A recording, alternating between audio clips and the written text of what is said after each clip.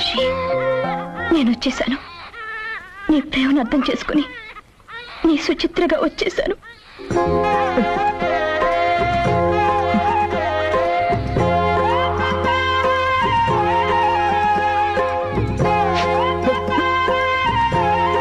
సుచిత్ర, ఒక్కటి మాత్రం నిజం. నీ ప్రేమను పొందటానికి నేను ఎన్నుకున్న మార్గాలు తప్పేమో నాకు తెలీదు, కానీ నా ప్రేమ మాత్రం నిజం. My love is true.